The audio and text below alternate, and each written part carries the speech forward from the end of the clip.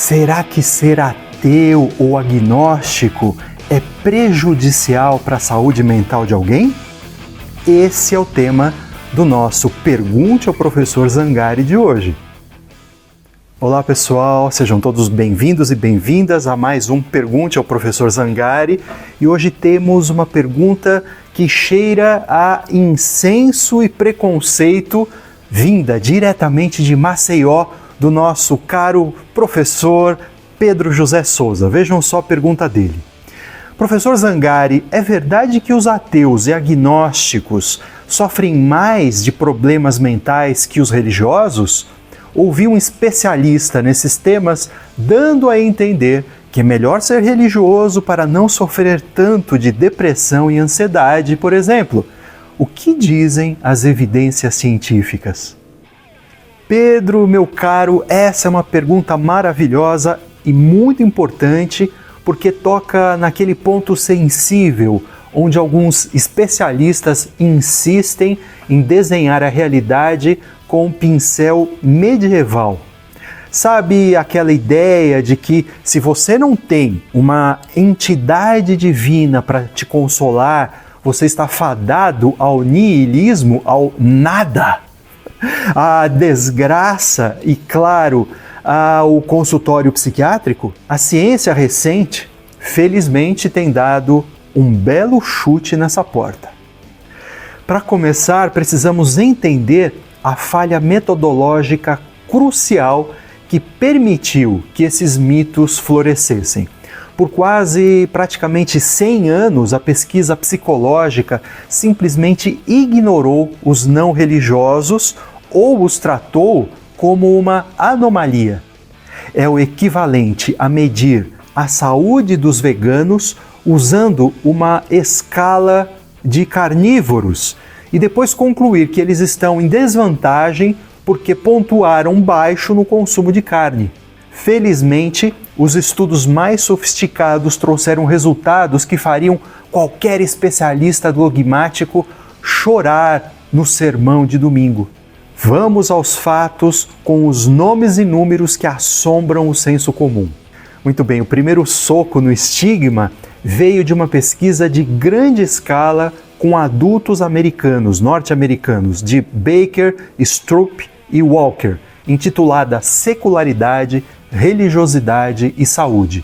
Eles descobriram que os ateus não apenas relataram melhores resultados de saúde física, mas também níveis significativamente mais baixos de sintomas psiquiátricos, incluindo a ansiedade e a paranoia, em comparação com membros da maioria das tradições religiosas. O achado sugere que a certeza e a coerência com a identidade, mesmo que secular, portanto não religiosa, são poderosas, são protetoras. Ah, mas e o drama existencial, a falta de sentido? Grita o nosso especialista imaginário. Speed e seus colegas investigaram exatamente isso no estudo O que você quer dizer com qual é o sentido de tudo isso? Com quase 1.200 norte-americanos. O resultado é irônico. Ateus não diferem dos teístas em relação a fatalismo ou niilismo, esta visão de que nada tem sentido. Pelo contrário, eles foram mais propensos a indicar que o significado da vida é autoproduzido, gerado por eles mesmos. A ausência de religião não deixou uma lacuna de sentido para ser preenchida. Mas o debate fica ainda mais interessante quando saímos dos Estados Unidos e olhamos para o mapa mundi.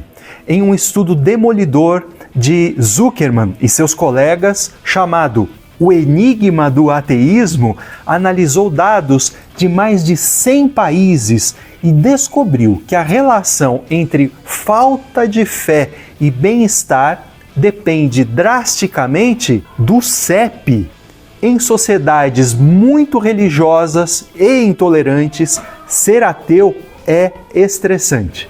Mas em países mais seculares e mais tolerantes, como na Europa, os ateus frequentemente reportam níveis de bem-estar iguais ou até maiores que os religiosos.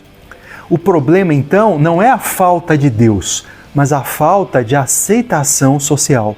E aqui entra o ponto crucial que derruba a ideia do simplesmente pertencer. Um estudo gigantesco na Europa, com mais de 20 mil participantes, de Berthold e Rush, chamado Satisfação com a Vida e Forças de Caráter das Pessoas Não Religiosas e Religiosas, descobriu que a chave não é a filiação, mas a prática, tema que eu já tratei em outro episódio. Pessoas se dizem religiosas, mas que não praticam, têm o mesmo nível de satisfação com a vida que os não religiosos. Ou seja, para a saúde mental, ser um católico não praticante é cientificamente o mesmo que ser um ateu. O que importa é a força e o engajamento com as suas crenças. E para finalizar, nós não podemos esquecer a letra miúda do contrato da fé.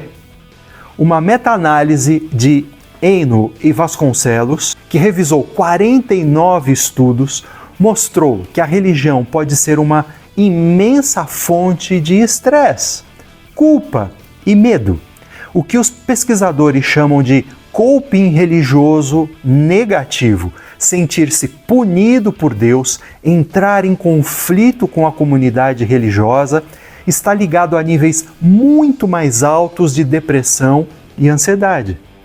Então, Pedro, a resposta da ciência é não.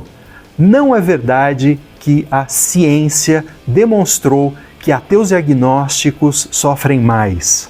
As evidências sugerem que o que realmente importa para a saúde mental é a coerência das suas crenças, a capacidade de criar sentido, seja ele qual for, e o nível de aceitação social em seu ambiente, além do engajamento ativo, a prática, com o seu sistema de valores, seja ele religioso ou secular. Portanto, da próxima vez que um especialista oferecer a pílula da fé como solução universal, talvez seja bom perguntar sobre os efeitos colaterais e se ela funciona em todos os CEPs. Muito bem, fico por aqui, agradecendo muito pela audiência e também pelas perguntas que não param de chegar. E lembrem-se, este canal, este perfil não é e jamais será monetizado. De modo que a única coisa que eu peço é que vocês compartilhem este conteúdo, que vocês repostem este vídeo para que outras pessoas tenham também acesso.